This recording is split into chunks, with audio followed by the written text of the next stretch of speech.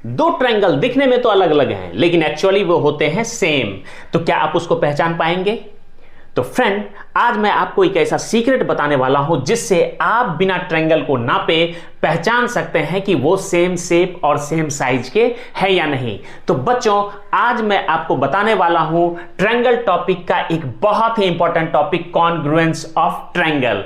ये ऐसा टॉपिक है फ्रेंड जिसके आगे के जितने भी थ्योरम और प्रॉब्लम होंगे वो इसी पर बेस्ड होंगे। सबसे पहले समझते हैं कि कॉन्ग्रुएंस होता क्या है। ये अगर आप देखेंगे कॉन्ग्रुएंस वर्ड, तो ये कॉन्ग्रुएंस है क्या? तो कॉन्ग्रुएंस का मतलब होता है फ्रेंड सेम शेप और सेम साइज। कहने का मतलब दो चीजें आइडेंटिकल होनी चाहिए, उनकी शेप सेम होनी चाहिए, उसके साइजेज सेम होने चाहिए, तो उनको क्या बोलेंगे हम? कॉन्ग्रुएंस। आप देखेंगे कि ये एक आइस ट्रे है फ्रेंड। इस आइस ट्रे में आप जितने भी पार्टीशन है फ्रेंड, ये सारे पार्टीशन आप देखेंगे कि सेम साइज के ही हैं और शेप भी बिल्कुल सबका सेम आइडेंटिकल दिख रहा है। तो इसको हम लोग क्या बोलेंगे? ये कॉन्ग्रुएंस का एक एग्जांपल है फ्रेंड। अब जैसे आपको मैं एक दिखाता हूं, ये जैसे हमारे पास रैकेट है। इस रैकेट को आप देखेंगे, ये रैकेट भी दोनों एक जैसे दिखते हैं, आइडेंटिकल हैं। आइडेंटिकल है मतलब सेम शेप और सेम साइज के। अगर आप एक के ऊपर दूसरे को प्लेस करोगे तो ये क्या करेगा? एक दूसरे को कवर कर लेगा। तो इसको हम क्या बोलेंगे? कॉन्ग्रुएंट हैं। फिर आप देखेंगे कि दो कॉइन्स हैं जो मिंटेड होते हैं वन ही ईयर में, एक साल के अंदर अगर मिंटेड होते हैं, उनको अगर एक के ऊपर दूसरे को आप प्लेस करके देखोगे तो वो क्या होगा? वो एक दूसरे को कवर कर लेंगे, मतलब वो सेम शेप और सेम साइज के हैं। वो क्या है? कॉन्ग्रुएंट हैं। ठीक है। इस तरह से कॉन्ग्रुएंस की जरूरत हमें होती क्यों है, यह सबसे पहले समझने की जरूरत है कि कॉन्ग्रुएंस की जरूरत क्यों होती है। ये बहुत बेसिक चीजें हैं फ्रेंड, हमारे इसी टॉपिक से रिलेटेड है। क्योंकि अगर हम इस चीज को समझने की कोशिश कर रहे हैं, कॉन्ग्रुएंस ऑफ ट्रायंगल, इसके थ्योरम को पढ़ेंगे, तो सबसे पहले हमको यह समझना पड़ेगा कि कॉन्ग्रुएंस की जरूरत होती क्यों है। तो फ्रेंड, आइडेंटिकल चीजों का प्रोडक्शन करने के लिए, एक जैसी चीजों का प्रोडक्शन करने के लिए हमें कॉन्ग्रुएंस की जरूरत होती है फ्रेंड। जैसे एक ही प्रकार की कई चीजें बनानी, जैसे हमें मोबाइल बनाना है, पर्टिकुलर कोई ब्रांड है, ठीक है, तो पर्टिकुलर कोई ब्रांड है तो उसके जैसे हमें बहुत सारे मोबाइल बनाने होते हैं, ठीक है, तो उसको हम लोग क्या बोलेंगे? कॉन्ग्रुएंस। ठीक है। तो इन चीजों के लिए, बहुत सारे सामान का प्रोडक्शन करने के लिए, या किचन में रखे हुए बहुत सारे मसालों के डब्बे के लिए हम लोग क्या यूज करते हैं? ये प्रोडक्शन जो होता है ये कॉन्ग्रुएंस को यूज करके ही तो किया जाता है। ठीक है। तो अब हम लोगों ने समझ लिया कि कॉन्ग्रुएंस की जरूरत क्या है, कॉन्ग्रुएंस होता क्या है। सबसे पहले हम लोग डेफिनेशन देखते हैं कॉन्ग्रुएंस का, कि कॉन्ग्रुएंस होता क्या है।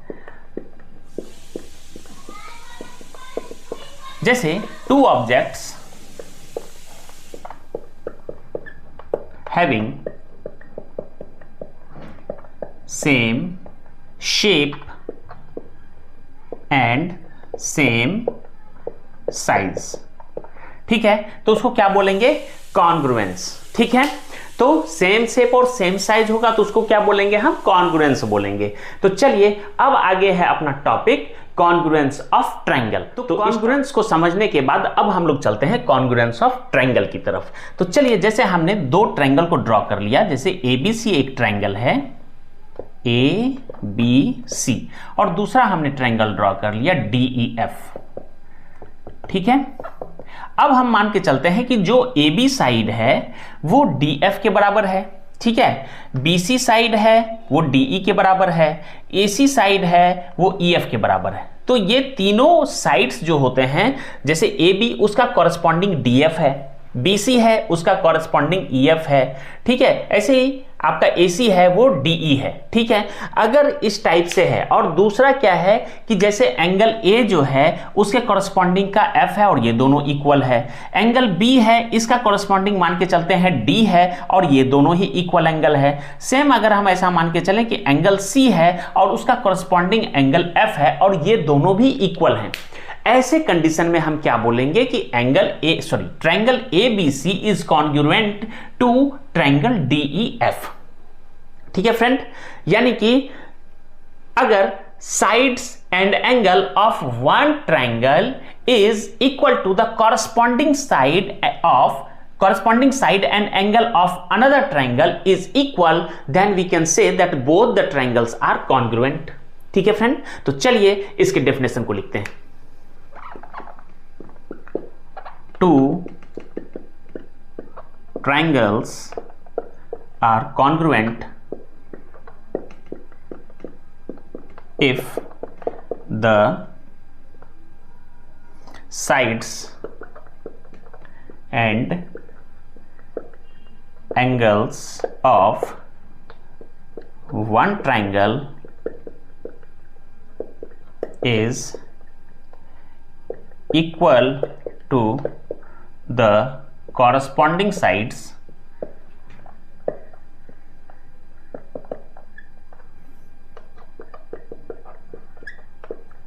and angles of other triangle।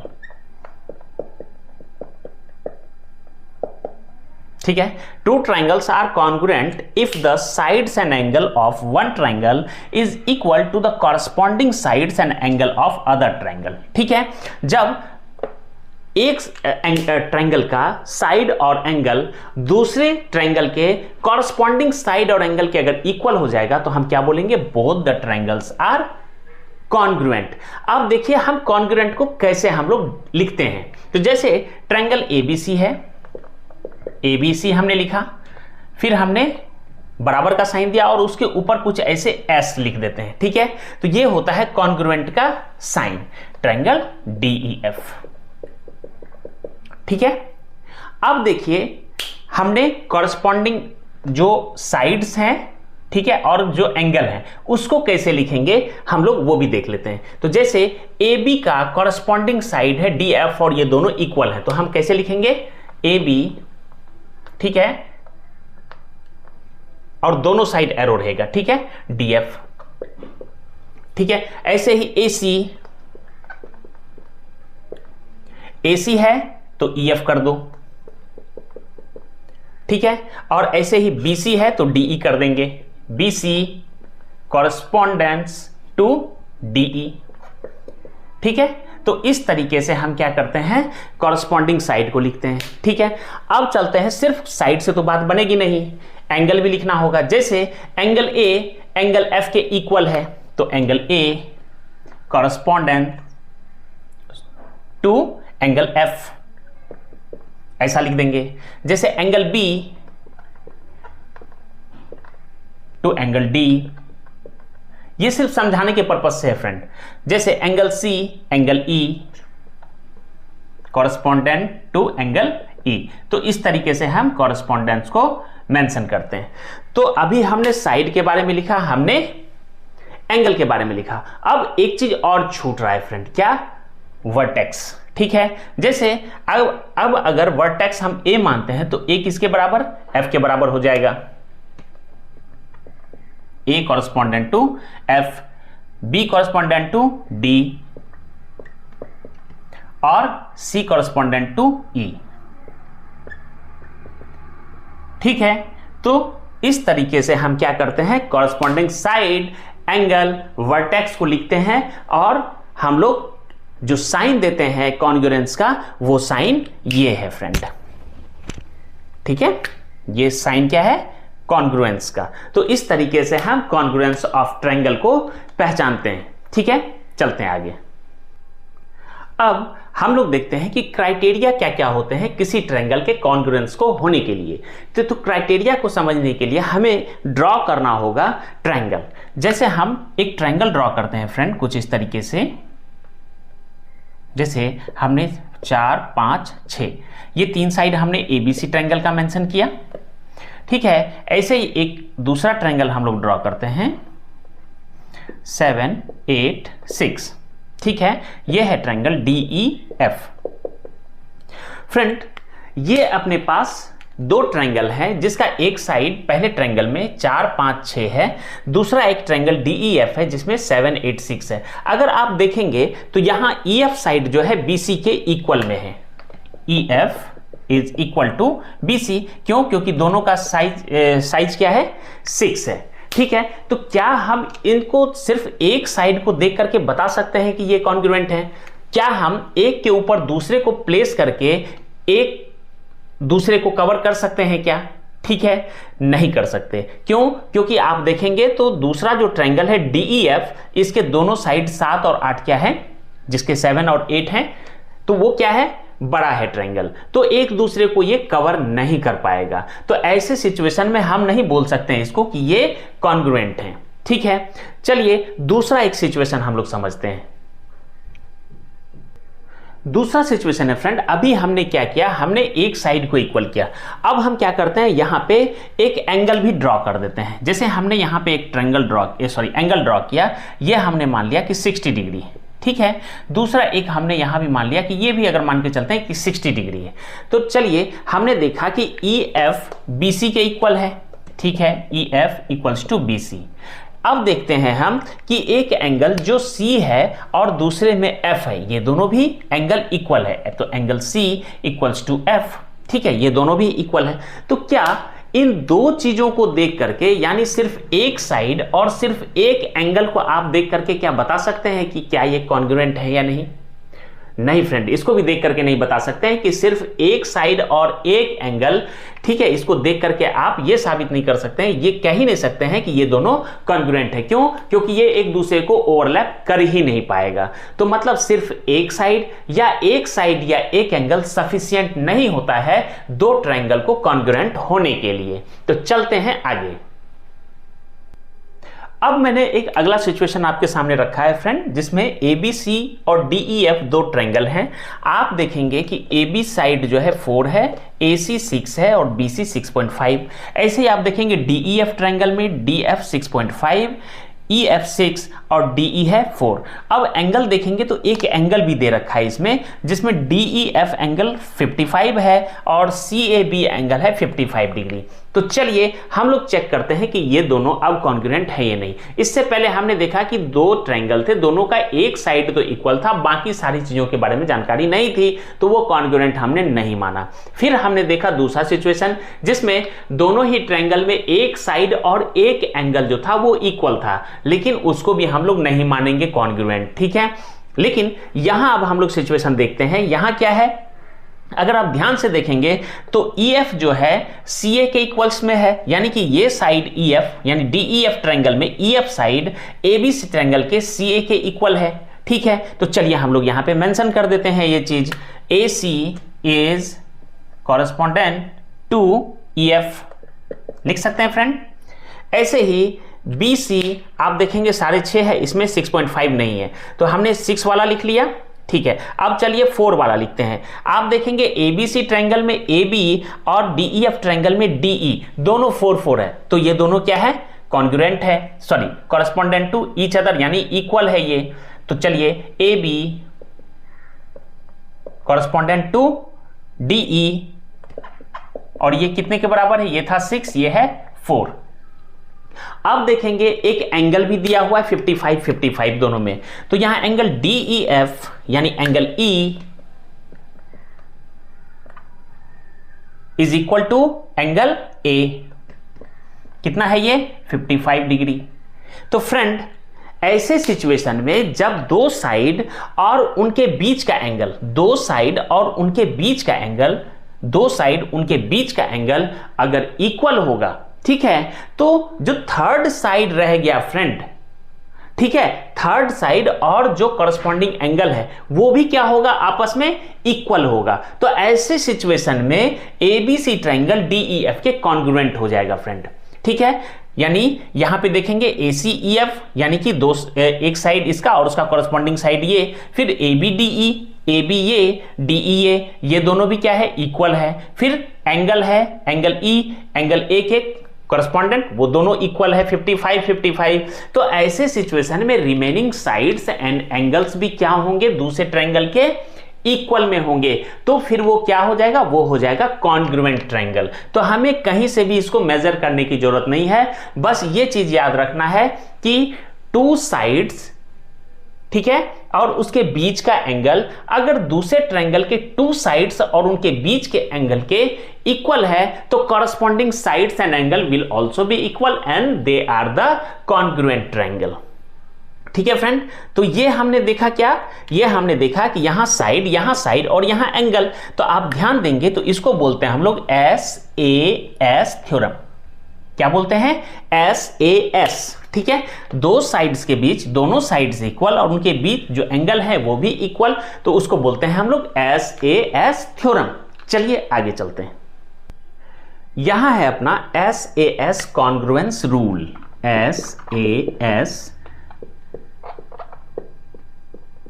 Congruence rule क्या है फ्रेंड? SAS कॉन्ग्रुएंस रूल, तो जैसा नाम से ही हमें पता चल रहा है, साइड एंगल साइड, तो यानी एक ट्रायंगल का दो साइड्स और उनके बीच में इंक्लूडेड एंगल, दूसरे ट्रायंगल के दो साइड्स और उनके बीच के इंक्लूडेड एंगल अगर इक्वल होंगे तो उसको हम लोग क्या बोलेंगे? SAS congruence rule. तो चलिए इसको हम लोग लिख लेते हैं। Two sides and included angle between them and in one triangle is equal to the two sides and included angle between them of other triangle are same is equal to the two sides and included angle between them of other triangle, then both the triangle is called congruent triangle,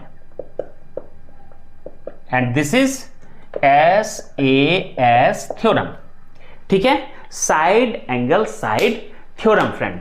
तो ये है अपना side angle side theorem. तो चलिए इसको हम लोग आगे समझते हैं फ्रेंड। अब जो हमने SAS एक्सियोम पढ़ा उसके बेस पर अपने पास एक एग्जाम्पल है। तो चलिए एग्जाम्पल क्या कह रहा है वो हम लोग देखते हैं। हमारे पास क्या है, ये एक फिगर दिया हुआ है, ठीक है, और इस फिगर के बारे में हमें इन्फो दिया गया है कि OA इक्वल्स टू OB। अब आप ध्यान से देखेंगे तो OA ये है, OB ये है, और ये दोनों लाइन क्या है, आपस में इक्वल है। फिर कह रहा है OD equals to OC, OD ये है, OC ये है, और ये दोनों आपस में इक्वल है। कह रहा है show that triangle AOD congruent to triangle BOC, यानी ये जो आपके पास एक ट्रायंगल दिया है AOD, ये कॉन्ग्रुएंट है COB के। ठीक है, ये दोनों ट्रायंगल क्या है, कॉन्ग्रुएंट हैं। तो आपको ये प्रूफ करना। दूसरा कह रहा है कि AD is parallel to BC, ये जो AD लाइन है वो BC के पैरेलल में है, ये भी आपको प्रूफ करना है। तो चलिए जो दिया है अब उसको हम लोग यहां लिखते हैं और इसको प्रूव करते हैं कि AOD BOC के क्या है, कॉन्ग्रुएंट है ये दोनों, और AD पैरेलल टू BC है। ठीक है, सॉल्यूशन। सबसे पहले AO given AO equals to OB, ठीक है, फिर OC इक्वल्स टू OD। अब देखेंगे हमें ये दोनों चीज तो पता है कि ये दोनों इक्वल है, ये दोनों इक्वल है, ट्रायंगल AOD बन रहा है, ट्रायंगल BOC बन रहा है, ये दो ट्रायंगल बन रहे हैं, इसमें दो आर्म इक्वल है एक दूसरे के। लेकिन हमने क्या पढ़ा था, हमने पढ़ा था SAS में कि two sides and angles between them, two sides and angle between them are equal to two sides and angle between them of other triangle is equal, then they are congruent. तो चलिए two sides तो हमें मिल रहा है, अब दो जो angle इनके बीच में बन रहे हैं, इन दोनों के बीच में क्या वो इक्वल हैं? तो ध्यान से देखेंगे कि ये दो लाइन, ये लाइन और ये लाइन एक दूसरे को क्या कर रहा है, क्रॉस कर रहा है। तो जब दो लाइन से एक दूसरे को इंटरसेक्ट करता है तो क्या बनता है फ्रेंड, आपके पास बनता है वर्टिकली अपोजिट एंगल। और दो लाइंस जब एक दूसरे को इंटरसेक्ट करता है तो वर्टिकली अपोजिट एंगल जो बनते हैं वो आपस में होते हैं इक्वल। तो यहां पे क्या हो जाएगा, angle BOC equals to angle AOD, angle BOC equals to angle AOD, ये क्या हो जाएगा फ्रेंड, वर्टिकली अपोजिट एंगल। ये दोनों बराबर होंगे।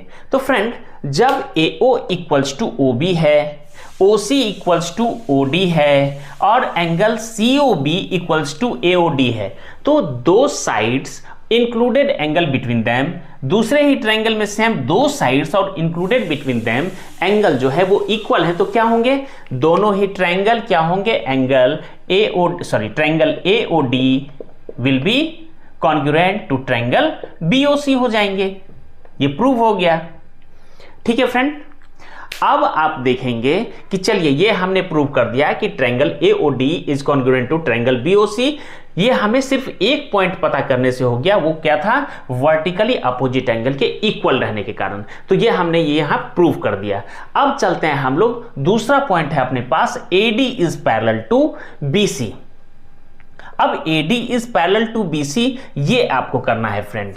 जब हमने ये चीज प्रूव कर दिया कि ट्रायंगल AOD जो है कॉन्ग्रुएंट है ट्रायंगल BOC के, AOD कॉन्ग्रुएंट टू BOC, तो अब आप देखेंगे कि जो कॉरेस्पॉन्डिंग पार्ट होंगे दोनों ही ट्रायंगल के वो क्या होंगे, वो भी आपस में इक्वल होंगे। तो कहने का मतलब क्या है, जैसे एंगल ADO है वो क्या हो जाएगा, कॉरेस्पॉन्डिंग पार्ट दूसरे ट्रायंगल में एंगल OCB के इक्वल हो जाएंगे, यानी कि ये वाला पार्ट ये एंगल इसके इक्वल हो जाएगा। ठीक है फ्रेंड, और जब ये इक्वल हो जाएंगे तो ये दोनों क्या है, ये दोनों ही एंगल इंटीरियर एंगल हो गए। ठीक है, तो इंटीरियर एंगल आपस में क्या होंगे, इक्वल होंगे। तो जब इंटीरियर एंगल इक्वल होते हैं तो कहने का मतलब क्या होता है, कहने का मतलब होता है दो लाइंस आपस में पैरेलल हैं। तो हम लोग बोल सकते हैं, यहां पे लिख सकते हैं कि corresponding since both the triangle are congruent, so corresponding parts will be equal। तो जब corresponding part equal होगा तो एंगल OCB क्या हो जाएगा friend, OCB equals to ODA, और ये क्या है, इंटीरियर अल्टरनेट एंगल। और जब ये दोनों ही एंगल इक्वल होंगे तो क्या माना जाएगा, BC is parallel to AD, इसीलिए AD is parallel to BC। ये भी क्या हो गया फ्रेंड, प्रूव्ड। ठीक है फ्रेंड, तो इस क्वेश्चन को हमने समझ लिया कि कैसे हम लोग दो ट्रायंगल को हम कॉन्ग्रुएंट प्रूव करेंगे और जो दो लाइंस है कॉरेस्पॉन्डिंग वो आपस में भी पैरेलल किस तरीके से हमने सॉल्व कर दिया। ठीक है, तो ये हमने सिर्फ किया अल्टरनेट एंगल को पहचान करके, कॉरेस्पॉन्डिंग पार्ट को इक्वल करके। ठीक है, तो चलते हैं अगले पार्ट की तरफ। नेक्स्ट एक एग्जाम्पल है फ्रेंड अपने पास, AB is a line segment. तो चलिए AB एक लाइन सेगमेंट ड्रॉ करते हैं और कह रहा है and line L is it's perpendicular bisector, और उस लाइन पर एक परपेंडिकुलर बाइसेक्टर, परपेंडिकुलर बाइसेक्टर मतलब परपेंडिकुलर तो उस लाइन पर होगा ही, साथ में उस दो लाइन को क्या करे, सॉरी लाइन को क्या करेगा, दो इक्वल पार्ट में डिवाइड कर देगा perpendicular bisector.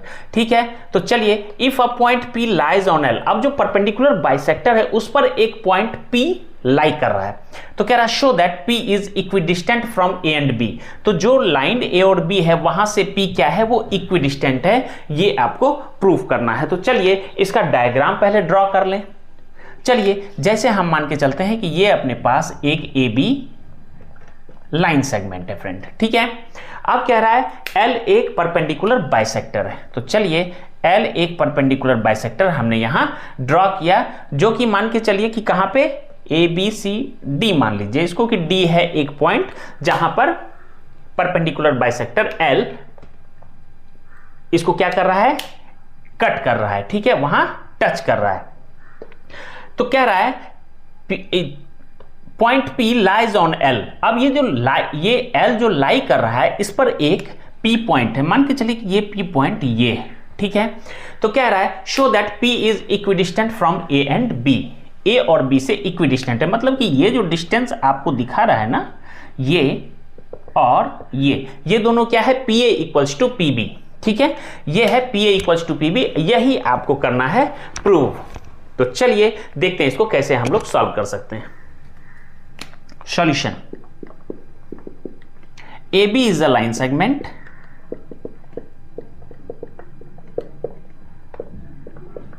and L is perpendicular bisector। Perpendicular bisector होगा तो क्या होगा फ्रेंड, इसीलिए AD equals to BD, AD equals to BD हो जाएगा गिवन।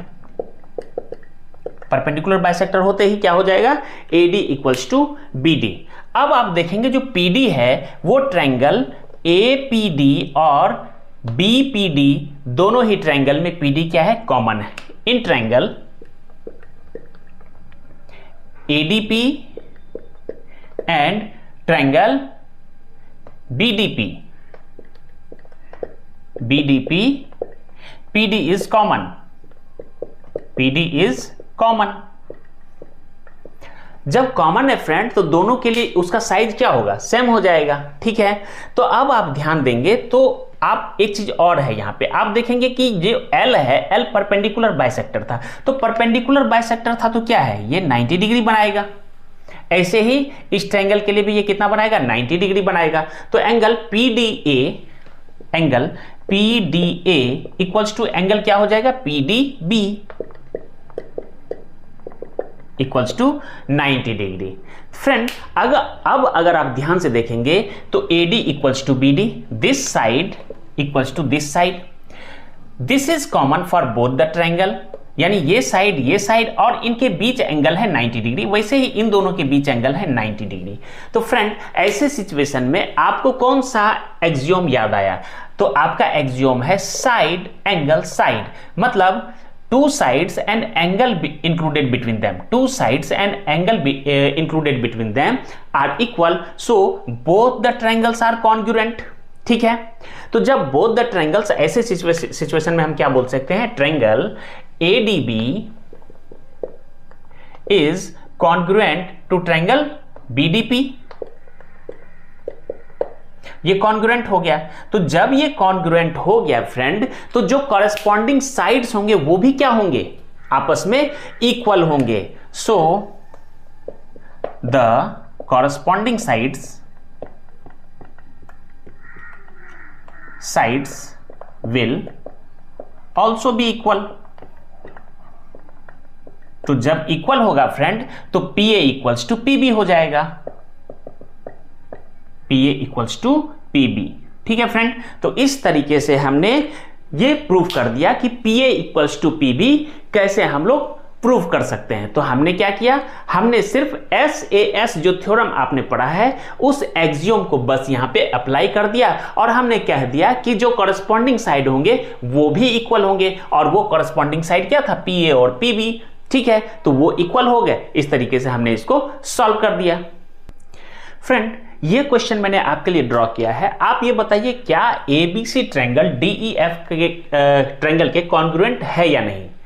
फ्रेंड पॉज कीजिए और इसका आंसर हमें कमेंट बॉक्स में दीजिए।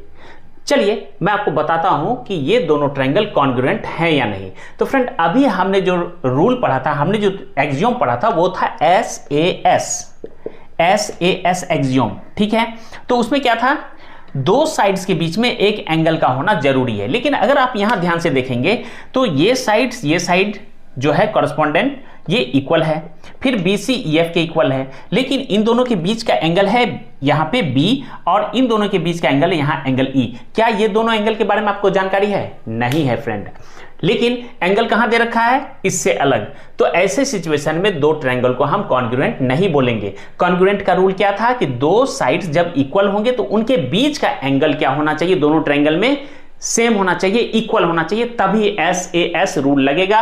ऐसे सिचुएशन में ये दोनों ही ट्रायंगल कॉन्ग्रुएंट नहीं होंगे। तो फ्रेंड आज के इस सेशन में हमने सीखा कि कॉन्ग्रुएंस क्या होता है, ठीक है, कॉन्ग्रुएंस की जरूरत क्यों होती है, ट्रायंगल में कॉन्ग्रुएंट क्या है, ठीक है, और हमने SAS थ्योरम पढ़ा जिसके बेस पर हमने दो एग्जांपल्स भी सॉल्व किए। अभी ये कंटिन्यू रहेगा टॉपिक, नेक्स्ट में हम लोग अगले एक्सियोम को देखेंगे और उसके बेस पर थ्योरम करेंगे। तो फ्रेंड आप वीडियो को लाइक कर लीजिए, अपने दोस्तों के साथ शेयर कीजिए और चैनल को जरूर सब्सक्राइब कीजिए, क्योंकि हमारे चैनल पे आपको टॉपिक को बिल्कुल अच्छे तरीके से सिंप्लीफाई करके सारे ही कंसेप्ट को समझाए जाते हैं। चलिए मिलते हैं नेक्स्ट वीडियो में।